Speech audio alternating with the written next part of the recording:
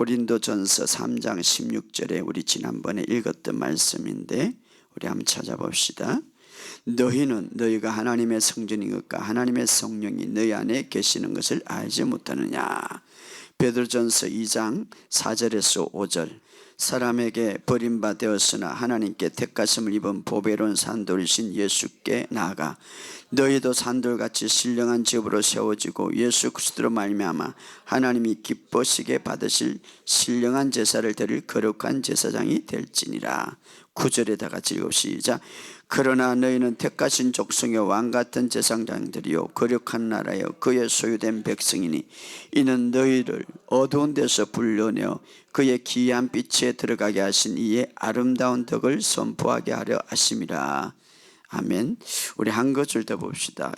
열왕기상, 구약 성경이죠. 열왕기상 5장 17절 18절. 이에 왕이 명령을 내려 크고 귀한 돌을 데려다가 다듬어 성전의 기초석으로 놓게 하며 솔로몬의 건축자의 하람의 건축자와 그발 사람이 그 돌을 다듬고 성전을 건축하기 위하여 제목과 돌들을 갖추니라. 6장 7절을 다 같이 읽어봅시다. 시작. 이 성전은 건축할 때에 돌을 겉듣는 곳에 다듬고 가져다가 건축하였으므로 건축하는 동안에 성전 속에서 방망이나 도끼나 모든 철연장 소리가 들리지 아니하였으며.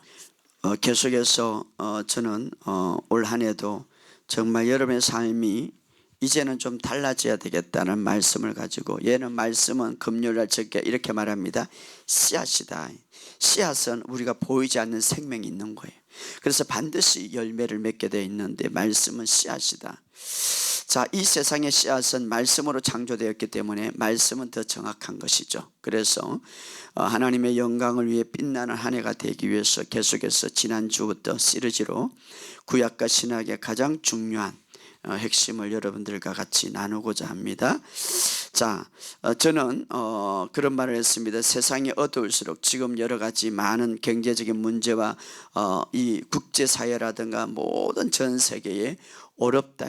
어떤 나라는 국가 부도의 위기가 있다고 합니다. 그래서 굉장히 어렵지만, 그러나 저는 여러분들에게 어두울수록 빛을 말하라는 것입니다. 왜냐하면 어두우면 어두울수록 어둡다고 말할 때 사탄에게 힘을 주고, 그러나 우리가 빛을 말할 때 우리 자신에게 힘을 줍니다. 여러분, 하나님께서 이 세상을 창조하실 때 우리 인간이 아무리 이 세상이 어둡더라도 믿음의 사람들에게는 그 어둠을 헤쳐나가고 그 폭풍 속에서도 바다 위를 걸어갈 수 있는 비결을 우리에게 주셨다 이 말.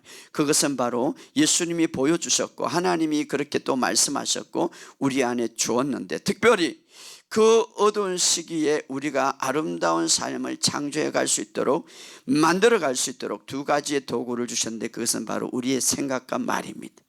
여러분의 생각과 말을 말씀으로 바꾸시기를 주의 이름으로 축복합니다. 자, 그래서 올 한 해도 우리의 생각이, 우리의 말이 말씀은 씨앗이라고 그랬으니까 그 씨앗은 생명이 있기 때문에, 특별히 말씀은 하나님의 생명이 들어가 있기 때문에, 하나님의 호흡이 들어가 있기 때문에 우리가 말씀으로 생각을 변화시키고 말씀으로 우리가 말을 한다면, 여러분 한 해 동안 주님의 영광을 위해서 여러분의 삶에 빛나는 삶이 될 것을 예수 이름으로 선포합니다. 그러므로 여러분의 삶이 그렇게 되기를 예수 이름으로 선포합니다. 지난 시간에 제가 몇 가지, 우리가 하나님의 영광을 위해서 우리의 삶이 빛나기를 원하고 있는데, 하나님은 그러기 위해서는 빛나는 삶이 될 것을 여러분이 믿으시고 말하시기 바랍니다. 우리가 건강하기 위해서는 먼저 건강한 말을 해야 되는 거예요. 우리가 물질을 더 취하기 위해서는 물질이 있음을 말해야 됩니다. 마찬가지로 하나님의 영광을 위해서 빛나는 삶이 되기 위해서는 여러분들이 빛나는 삶이 될 것을 예수 이름으로 선포합니다. 자, 구약에 보면 하나님의 영광이 가장 강력하게 빛났던 두 장소가 있는데, 지난 시간에 바로 모세의 장막이라든가 또 예루살렘 솔로몬의 성전입니다. 이 장막, 신학에 와서 교회가 있기 전에 구약 전체는 신학을 예표하고 신학의 그림자죠. 그래서 예수님께서 십자가를 통해서 완전한 완성을 이루기까지 모든 것이 예수님을 나타내는 다 그림자고 모형이고 예표입니다. 자, 그렇다면 이 성막 역시도 예수님을 그리고 있는데 이 성막에 어마어마한 하나님의 영광과 빛이 가득했죠. 그래서 그 영광에 가득해서 감히 누구도 들어가지 못했더라.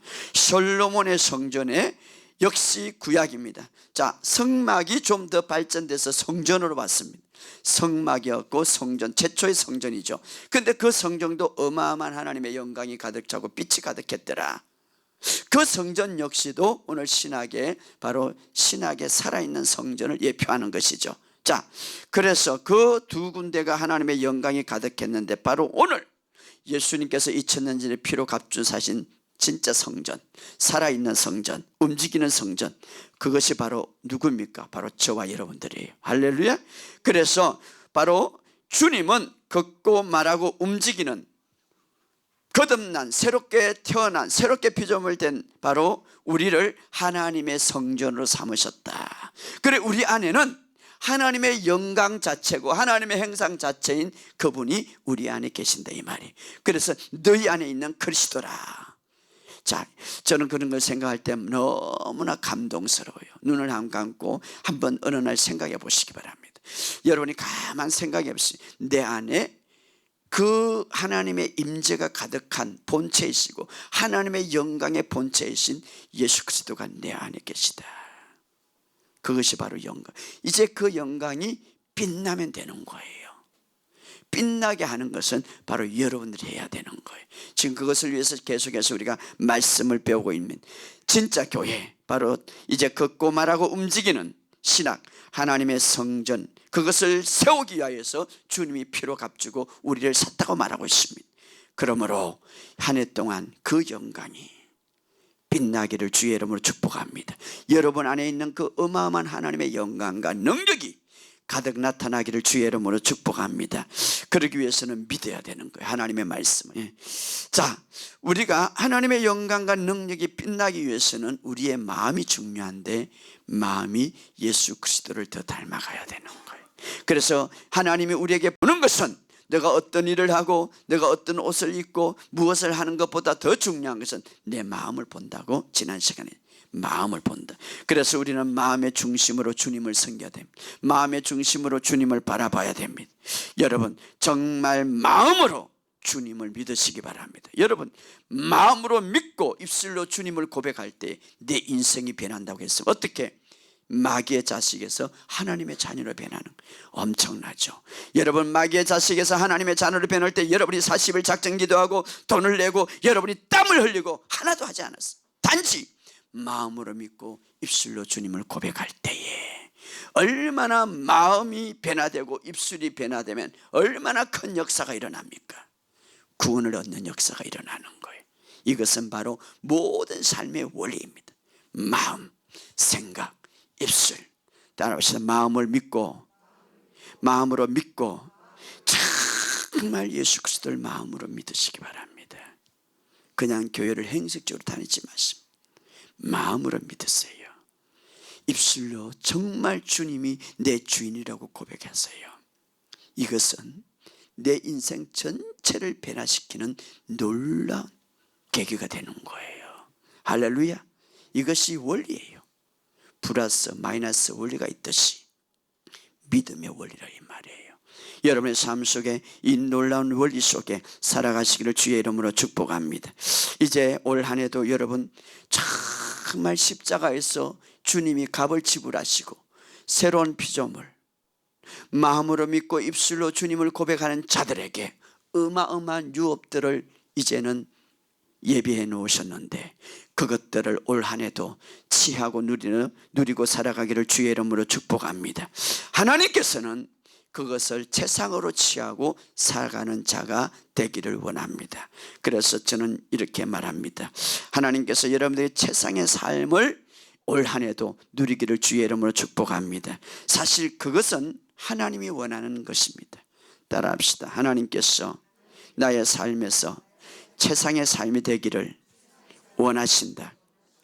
이것을 믿으시기를 주의 이름으로 축복합니다. 우리가 하나님의 영광을 위해서 내 삶이 빛나기 위해서는 하나님이 원하는 마음을 믿어야 되는데, 성경에 보면 하나님은 이미 우리에게 준비해 놨기 때문에 그것을 누리기를 원하고 그것을 가져가기를 원하는데, 첫 번째로 우리가 오늘 한 해도 우리가 우리의 삶이 빛나기 위해서는 2020년도 하나님께서 우리에게 세상의 삶의 주심을 믿으시기를 주의 이름으로 축복합니다. 하나님께서 준비는 최고의 유업을 내가 취할 것을 믿으시기 바랍니다. 왜 그러냐?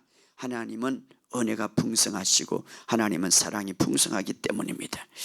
그분은 언제나 우리를 향하여서 그 유업을 누리기를, 풍성하게 누리기를 원하십니다. 그래서 예수님이 오신 목적은 생명을 주고 더 풍성하게 생명을 주는데 거기에서 머물지 않고 더 풍성하게 주려 함이니라. 이것이 예수님의 목적이었습니다. 어떤 사람은 우리에 있는 것을 예수님이 빼앗아간다고 생각합니다. 건강을 빼앗아가서 질병을 준다고 말합니다. 여러분, 그런 하나님은 아니세요. 건강을 빼앗아가고 질병을 주는 하나님을 예수님이 보냈겠습니까? 절대. 나의 돈을 빼앗아가고 가난을 준다고 생각합니다. 아니에요. 오히려 우리에게 필요한 것들을 더 풍성하게 주시는 하나님인 것을 믿으시기를 주의 이름으로 축복합니다. 하나님은 주시는 분이지 내 것을 빼앗아가지 않습니다.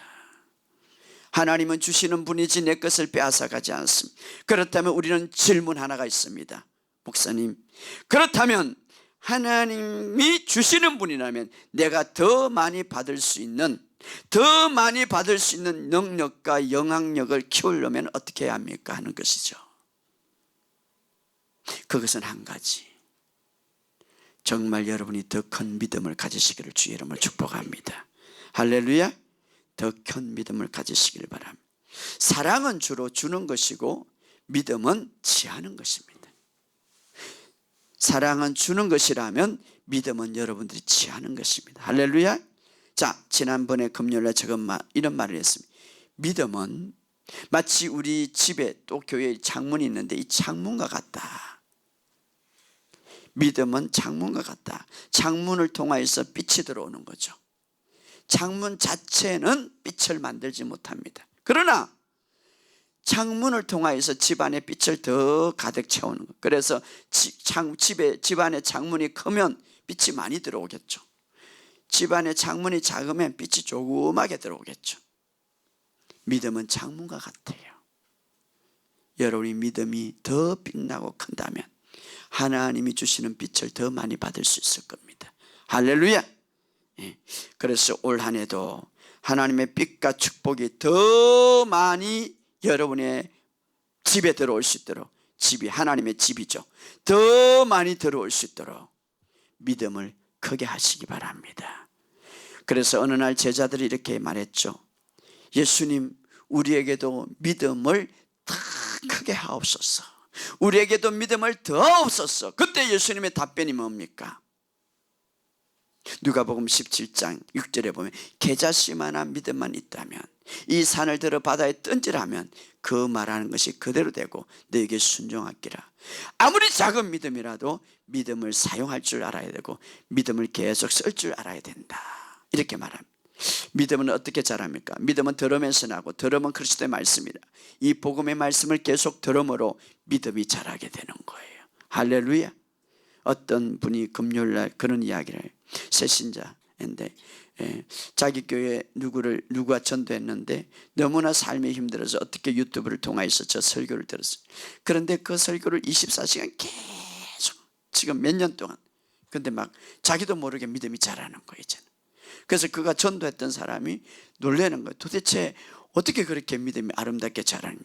하나님의 말씀을 들으면서 하나님의 말씀을 들을 때에 믿음이 자라는 거예요. 할렐루야. 또 하나님의 말씀을 들을 뿐만 아니라 하나님의 그 믿음을 계속 내가 사용할 때에 믿음이 자라는 거예요. 뿐만 아니라 그 믿음이 활성화되고 그 믿음이 파워가 있기 위해서는 여러분 기도하시기 바랍니다. 자, 하나님으로부터 더 많은 빛, 더 큰 창문을 위해서는 그 바로 믿음이라고 했습니다. 더 많은 영향력을 우리가 가지기 위해서는 여러분이 기도하시기 바랍니다. 그런데 기도는 여러분 우리가 이거 잘 알아야 돼요. 물론 밤새도록 기도하는 것도 중요하지만 그보다 훨씬 더 중요한 것은 기도를 능력 있는 기도를 하시기 바랍니다. 능력 있는 기도는, 굉장히 강력한 기도는 단순한 기도입니다. 아주 짧고 단순한 기도. 자, 성경은 많은 것에서 그 예를 말하고 있습니다. 자, 야고보서 5장 16절 17절에 보면 의인의 간구는, 의인의 기도는 역사하는 힘이 크다고 말하면서, 그렇게 의인의 기도는 역사하는 힘이 크다고 말하면서 엘리야의 기도를 예로 드는데, 엘리야는 비 오지 않기를 간절히 기도했다고 그랬습니다.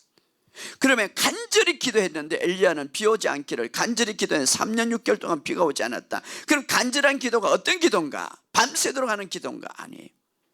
엘리야는 하나님의 말씀을 듣고 그것을 믿었고 믿음으로 가서 선포했습니다. 어떻게? 내가 여호와의 살아계심을 두고 맹세하노니 내 말이 없으면 수늘 동안 비도 이슬도 내리지 아니하리라 믿음으로 선포했습니다. 바로 아주 단순하고 강력한 기도는 뭡니까? 믿음으로 선포하는 기도입니다. 내가 그 말씀을 확실히 붙잡고 믿음으로 선포하는 기도입니다. 명령하는 기도입니다. 예수님도 가장 큰 기적을 일으킨 순간에 어떤 기도를 했습니까? 단순한 기도였습니다. 아주 단순한 기도, 강력한 기도를 했죠. 어느 날 나사로가 죽었습니다. 나흘이 되었습니다. 거기 가서 무덤 앞에서 이 돌을 굴려라고 말하겠습니다. 그리고 하나님 앞에 이렇게, 하나님 내 기도를 들어주신 걸 감사합니다. 그리고 간단하게 나사로야 나와라, 이 말이에요. 믿음의 기도입니다. 여러분, 올해는 믿음의 기도를 많이 하시기를 주의 이름으로 축복합니다. 믿음의 기도, 가장 강력한 기도, 믿음으로 명령하는 기도입니다. 또 기도에 있어서 가장 중요한 것은 뭡니까? 기도할 때에 하나님이 응답해 주실 것을 믿고 기도하는 거예요.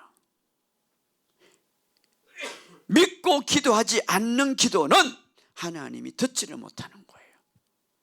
내가 기도할 때에 믿고 기도해. 그럼 왜 우리가 기도할 때 믿을 수 있는가? 그것은 예수님의 사역에서 이미, 예수님께서 왕성된 사역에서 이미 하나님의 우리와의 관계를 언약 안의 관계로 만들어놨기 때문에, 약속 안에 만들어놨기, 이미 약속을 받을 수 있도록 예수님께서 십자가에 피 흘림으로 언약을 맺게 하시고 우리는 그 안에 있게 했기 때문에, 할렐루야, 우리는 언약 안에 있는 자입니다. 언약 안에, 언약이라는 게 뭡니까? 우리의 인간의 약속보다 더 강력합니다. 어길 수 없는 것입니다. 우리를 그 안에 두었습니다. 그렇기 때문에 우리가 기도할 때에 믿고 기도하는 것이 중요한 거예요. 밤새도록 의심하고 기도하는 것 응답 없습니다. 믿음으로 기도하시기를 주의 이름으로 축복합니다. 그래서 우리가 기도를 많이 시키는데, 기도 훈련은 많이 하는데 바른 기도의 훈련을 하지 않는 거예요. 바른 기도는 믿음으로 기도하는 거예요. 따라합시다. 믿고 구하자. 믿고 기도. 자, 기도는 단순한 명령, 선포하는 기도. 예, 내가 믿기 때문입니다. 내게 건설을 알고 있기 때문입니다. 그리고 믿음으로 기도하는 거예요. 성경은 말합니다. 받지 못하면 구하지 않기 때문에. 이렇게 기도하시기를 주의 이름으로 축복합니다. 그렇다면 한 해 동안 믿음으로 기도하고 믿음으로 선포하고 믿음의 영향력을 클 때 우리가 하나님의 유업을 더 크게 누리게 될 것을 예수 이름으로 선포합니다. 자, 우리 또한 이렇게 믿음의 사람들에게는, 새로운 피조물들에게는, 하나님의 자녀들에게는 우리를 하나님께서 목적을 두시고 우리를 새롭게 만드셨는데, 새롭게 창조하셨는데, 다시 말하면 새롭게 거듭나게 하셨는데, 그 목적이 뭐냐? 신선한 목적에 따라합시다. 영적으로 하나님의 집을 세우기 위함이다. 자, 하나님은 우리에게, 물론 이 땅에서 여러분이 시집가고 장가가고 직장가고 먹고 육신의 집을 세우는 것도 중요하지만, 그러나 더 깊은 하나님의 목적을 우리에게 두셨습니다. 그것이 뭐냐? 영원한 집, 다시는 넘어지지 않고 쓰러지지 않는 집, 무너지지 않는 집, 영적인 집을 세우도록 우리에게 목적을 두셨습니다. 얼마나 주님이 그것을 원하는지 예수님께서 아버지의 마음을 탕자의 비유로 우리에게 이야기해 주셨는데, 어느 날 예수님이 직접 아버지의 마음이 어떤 것인가를 우리에게 소개해 주는데, 그것을 비유로 이야기해 주는. 어느 날 한 가정에 두 아들이 있었는데, 둘째 아들이 아버지에게 재산, 유업, 다시 말하면 그 아버지가 죽어야 받아야 할 유업을 미리 이제 아버지에게 달라고 해서 그 돈을 받아가지고 외국으로 떠났다. 이것은 굉장한 배반적인 행동이죠. 자, 그럼에도 불구하고 그가 허랑방탕해서 다 탕진하고 돌아올 때에 아들이 돌아왔지만 그 아들의 잘못을 하나도 생각하지 않고 아버지는 달려가서 그 아들을 품어주시고 큰 은혜를 베풀어 주시는 장면이 예수님이 설명하셨죠. 자, 둘째 아들이 이제는 다 아버지의 유업을 다 탕진하고 돼지 먹는 먹는 음식을 먹다가 생각했죠. 내 아버지 집에는 먹을 것이 많는데, 그러면서 이제는 자기가 다짐합니다. 아버지, 나를 자녀로 삼아주지 마시고 종으로 하나, 품꾼으로 하나 여겨주셔서 나를 여기 있게 해주옵소서. 이렇게 이제 마음을 묻고 이렇게 생각하고 이렇게 연습하고 아버지에게 나가는데, 중요한 것은 아버지께 달려갈 때에 아들이 먼저 본 것이 아니라 아버지가 먼저 보아서 그 말 하기도 전에 아버지가 먼저 품어주시고, 그 말 하기 전에 아버지가 먼저 옷을 입혀주시고, 그 말 하기 전에 아버지가 사랑을 덮어주셨다 이 말이에요. 그래서 아들은 그 말도 못했어요. 아버지는 내가 이놈 자식아 돈을 다 어째서 이놈 자식아 내 돈을 배반하고 한마디도 꾸짖지 않고, 오히려 아버지는 더 큰 은혜를 내려주셨다 이 말이에요. 예수님이 이 이야기는 하나님의 아버지의 마음을 우리에게 소개해 준 거예요. 하나님의 은혜와 선하심이 오늘 이렇게 큰, 오늘 이 세상에 많은 사람들이 이렇게 생각합니다. 오늘 이 방송을 듣는 많은 사람들에게 저는 질문합니다. 내 죄가 너무나 커서 도저히 나는 하나님 앞에 갈 수 없고 교회를 갈 수가 없다고 생각하는 사람이 있다면, 또 어떤 사람은 내가 큰 죄를 지어서 하나님 앞에 사랑을 받을 수 없어 그 죄책감을 시달리고 있는 사람이 있다면, 나는 나 인간이 도저히 나는 교회 갈 수 없다고 죄책감과 죄 속에 시달리고 있다면, 오늘 저는 여러분들에게 좋은 소식을 드립니다. 성경은 말합니다. 죄가 많을수록 하나님의 은혜는 더 넘치다. 무슨 말입니까? 아무리 큰 죄가 있더라도 주님 앞에 오면 그 죄를 하나님은 덮어주신다 이 말이에요. 그가 정말 그 죄책감 속에 죄 속에 주님 앞에 와서, 주님, 저는 죄인입니다. 이제는 제가 주님을 믿습니다. 주님은 내 인생의 주인으로 모십니다라고 말할 때에, 주님은 내 인생의 내 주인입니다라고 말할 때, 오늘 탕자를 아버지가 품어준 것처럼 오늘 하나님께서는 그 모든 죄를 덮어줄 뿐 아니라 더 좋은 옷을 입혀주시고, 아버지께서 갖고 있는, 하늘의 아버지께서, 하나님께서 갖고 있는 그 모든 유업을 이제는 내가 너에게 준다고 말할 수 있습니다. 말할 것입니다. 그러므로 오늘 이 세상에서 어떠한 고통과 어떠한 실패 속에 있더라도 주님 앞에 나올 때에 새로운 회복이 있음을 믿으시기를 주의 이름으로 축복합니다. 오늘도 하나님 아버지께서는 탕자를 기다리는 마음으로 다 준비해 놓고 여러분들을 기다리고 있습니다. 여러분이 어떤 실패했든지 어떤 실수가 있든지 주님 앞에 나올 때에 주님은 안아주실 것입니다. 그리고 주님이 갖고 있는 그 엄청난 축복의 유업들을 이것을 받아라고 말하고 있을 것입니다. 주님 안에 엄청난 은혜와 영광이 있습니다. 오늘 주님 앞에 돌아오는 모든 자들은 이 은혜를 받을 수가 있는 것을 믿으시기를 주의 이름으로 축복합니다. 자, 이 은혜를 받고 주님 안에서 어렵게 된 자는 어떤 삶을 살아야 되는가? 하나님께서 우리에게 목적을 주셨습니다. 그 목적이 뭡니까? 여러분, 우리가 이것을 알아야 됩니다. 여러분, 이제는 여러분 그리스도 안에서 새롭게 된 자고 그리스도 안에서 하나님의 자녀가 되었다면 우리는 목적을 알아야 됩니다. 물론 우리가 이 땅에 살아나면서 학교 다니는 것, 직업을 얻는 것, 결혼하는 것, 가정생활하는 것 중요합니다. 그러나 그것보다 하나님은 차원이 더 높은 목적을 우리에게 주었습니다. 그것이 뭡니까? 우리가 이 목적을 잘 이해할 수 있도록 구약 전체, 특별히 모세의 성막과 예루살렘 성전을 시각적으로 볼 수 있도록 우리에게 주었죠. 바로 너희들의 삶의 목적은 이것이다. 그게 뭡니까? 모세의 성막은 굉장히 중요한데, 하나님께서 임재 장소로 모세의 성막을 이제 만들려고 했고, 그 성막은 그 모든 모든 설계를 하나님이 직접 주셨죠. 하늘에 있는 것들을 직접 주셨는데, 한마디로 말해서 모세의 성막은 신학에 와서 무엇을 가리킵니까? 예수 그리스도의 은혜를 가리키는 거예요. 성막의 모든 그 물건 하나하나, 모든 텐트 하나하나, 모든 그 위치 하나하나는 한 예수 그리스도의 은혜를 가리키고 있는 거예요. 예수 그리스도의 자비를 가리키고 있는 거예요. 더 쉽게 말한다면 십자가의 죽으심과 장사됨과 부활하심을 통하여서 우리에게 베풀어 주셨던 엄청난 은혜가 그 안에 있는 거예요. 할렐루야. 그래서 바로 너희들은 이제 이 은혜를 누리라 이 말이에요. 할렐루야. 이것이 바로 우리에게 준 엄청난 하나님의 은혜. 그래서 모세의 성막은 예수님의 십자가 부활의 사건을 통하여서 하나님의 엄청난 은혜가 있다고 우리에게 말해준다면, 모세의 성막 이후에 최초로 지어진 것이 바로 성전이죠. 무슨 성전입니까? 솔로몬의 성전이죠. 솔로몬의 성전은 무엇을 우리에게 보여줍니까? 한마디로 주님의 영광과 임재를 보여주는 거예요. 너희가 엄청난 은혜를 받을 뿐 아니라 너희 안에 주님의 영광과 임재가 있다는 것을 보여주는 것이 바로 솔로몬의 성전입니다.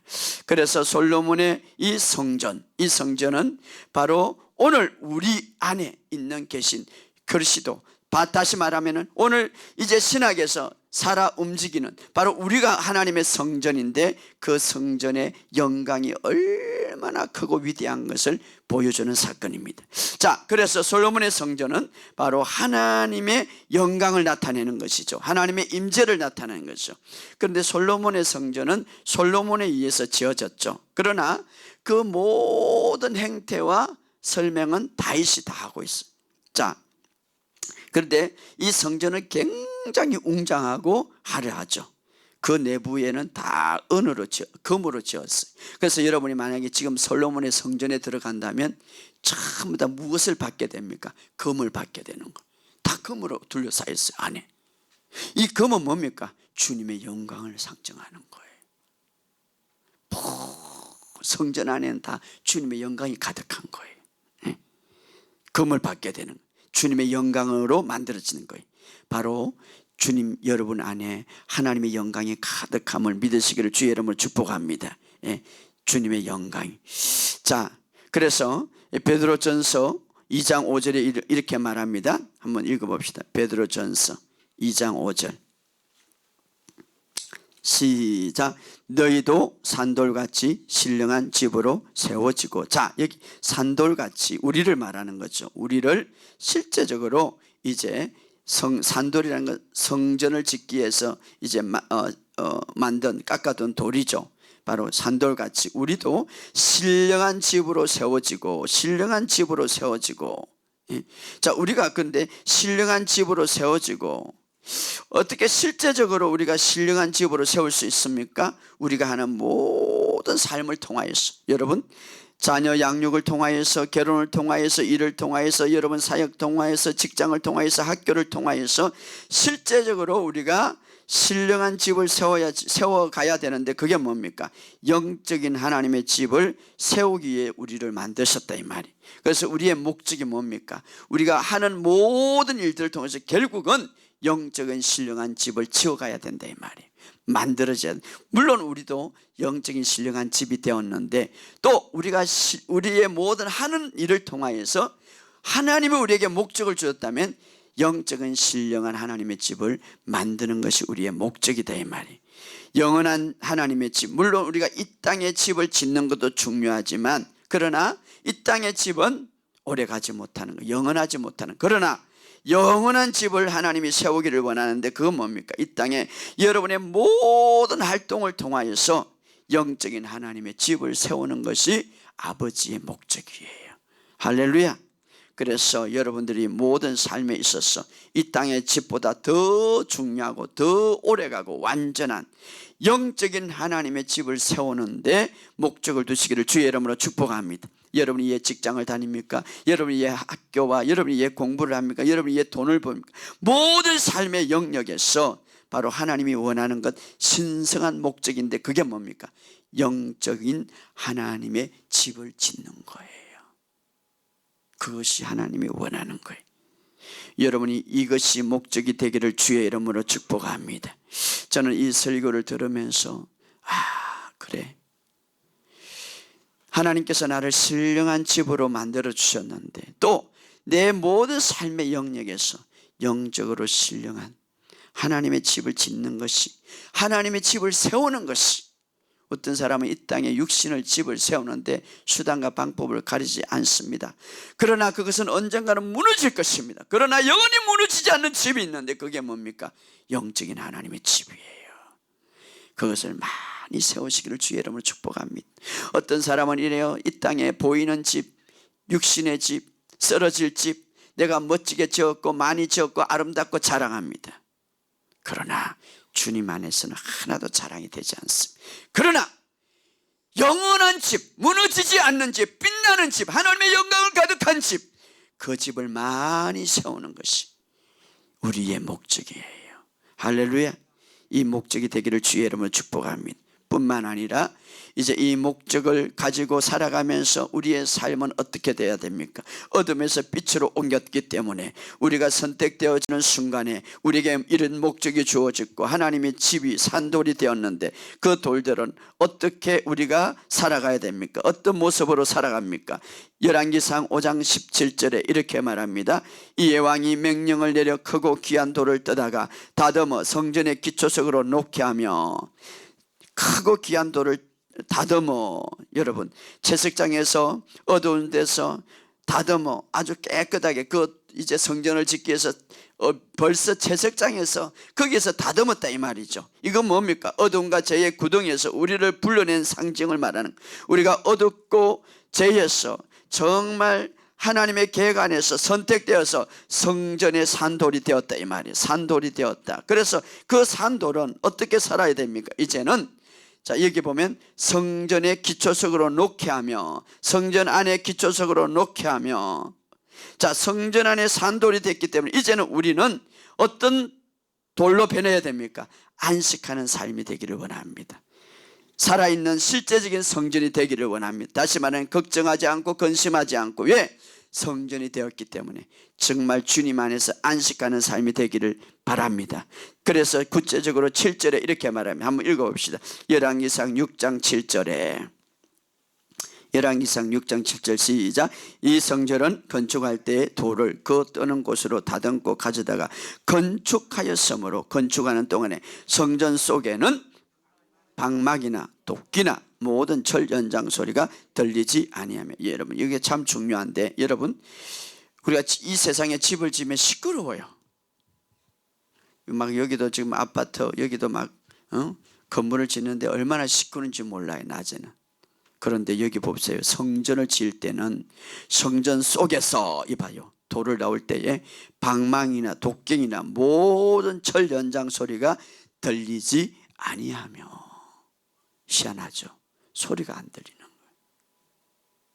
왜 그렇습니까? 이미 채석장에서 다듬어져 가지고 옮겨져 성전 안에 놓는데 소리가 들리지 않도록 해라는 거예요. 이건 뭘 의미합니까?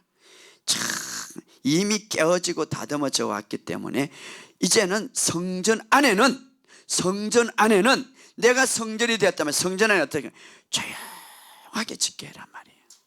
이게 뭡니까? 안식을 상징하는 거예요. 여러분이 정말 참된 성전은 뭡니까? 주님 안에 안식하는 거예요. 우리는 성전의 목적이 있고 성전의 삶은 하나의 주님 안에 안식하는 거예요. 할렐루야. 걱정 없이 근심 없이 전적으로 주님을 의지하기 때문에 안식할 수 있는 거예요. 그래서 성전은 조용하게 하라. 성전을 지을 때, 여러분 집을 지을 때 조용할 수가 없는 거예요. 그런데 이 성전은 왜? 안식하라, 평안을 가지라 이 말이에요.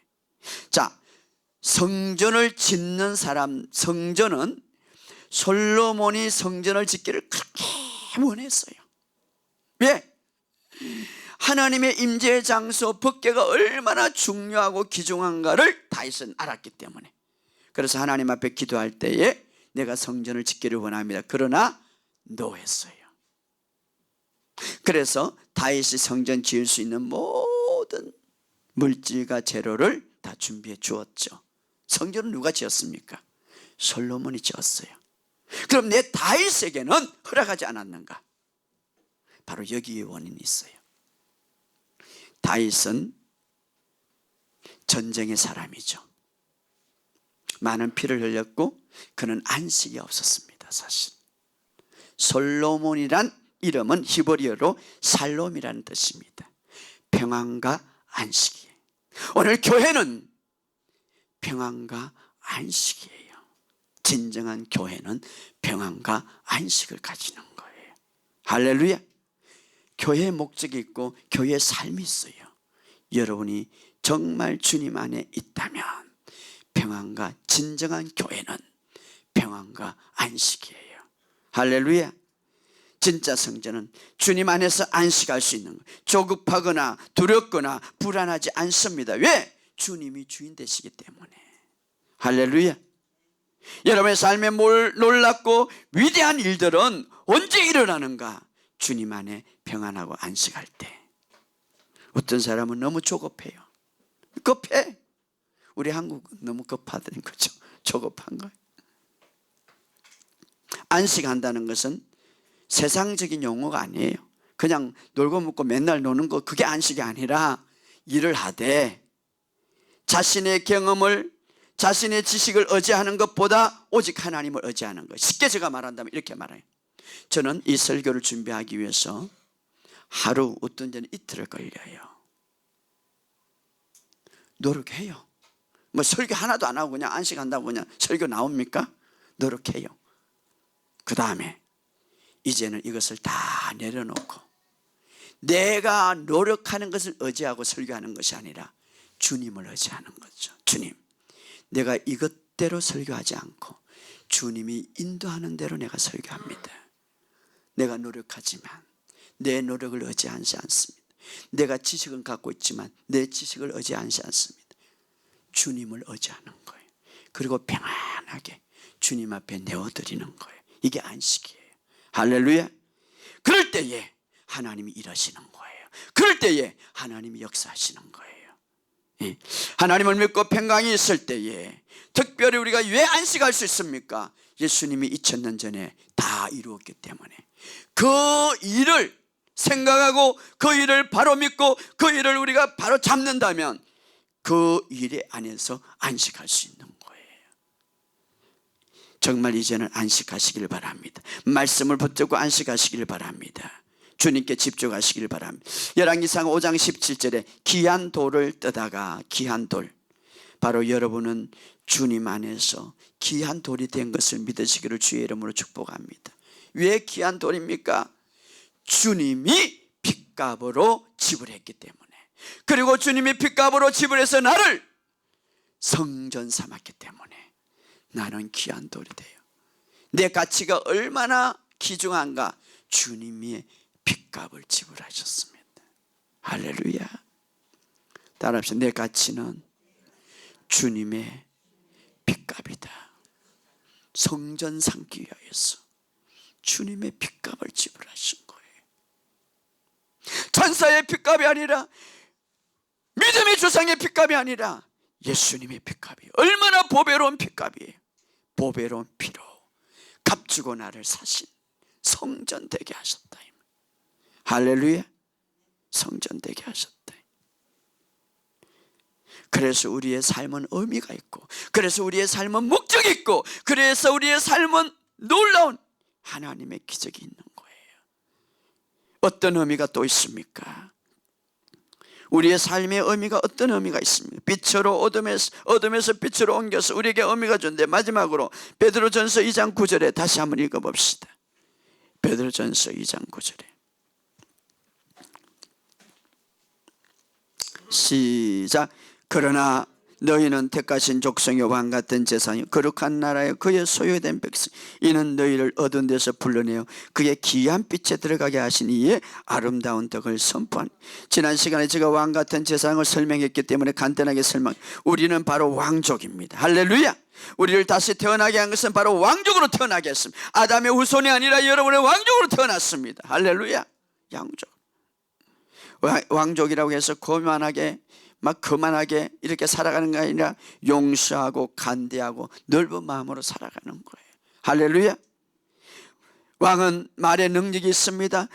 믿음으로 말로 선포하시고, 이 세상을 믿음으로 말을 선포하시고, 제사장은 하나님과 영광을 찬송을 드리고 잘못된 것들을 우리가 예수 이름으로 선포함으로 바로 잡아가야 됩니다. 할렐루야.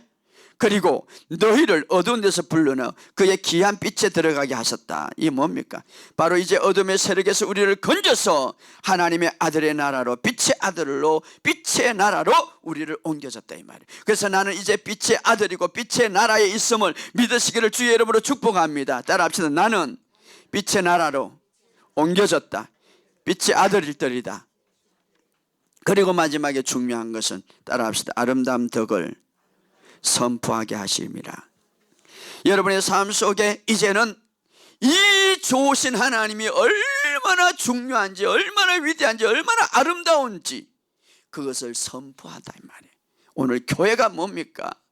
교회가 예수님을 아름다운 것을 선포해야 돼. 예수님이 어떤 분이고, 예수님이 얼마나 위대하시고, 얼마나 아름다우시고, 얼마나 사랑이 많으시고 은혜가 충만한지 선포해야 돼요. 어디에서? 직장에서, 가정에서, 모든 것을. 그것이 바로 교회를 지어가는 거예요. 할렐루야. 오늘 하나님이 얼마나 좋으신 분이고 세상이 알리기를 하나님은 원하십니다. 우리의 결혼생활, 우리의 자녀생활, 사역생활, 학교생활, 이것을 통하여서 하나님이 얼마나 좋으신 분인 줄을 그들에게 선포하기를 원합니다. 그래서 영적인 하나님의 집을 계속 지어가기를 원하십니다.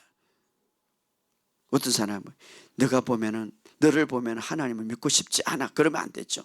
하나님의 아름다우심을, 하나님의 위대하심을, 하나님의 그 크신 사랑을 마치 탕자를 돌아올 때에 아버지가 먼저 보고 품어준 것처럼 그 위대하신 하나님의 사랑과 아름다움을, 아름다운 덕을 선포하게 하십니다. 오늘 이 세상에 나가서 위대하신 하나님, 너무나 좋으신 하나님, 오늘도 정말 탕자를 기다리고 아버지의 유업을 주고 싶은 하나님, 그 하나님을 마음껏 가서 전파하시기를 주의 이름으로 축복합니다. 그래서 우리가 영적인 신성한 목적을 이루어가는 저와 여러분 되시기를 주의 이름으로 축복합니다. 여러분 올 한 해도 하나님의 영광을 위해서 하나님의 유업을 가득 누리시고 빛나는 삶이 되기를 주의 이름으로 축복합니다. 우리가 다 같이 한번 동성으로 이 시간 기도하기를 원합니다.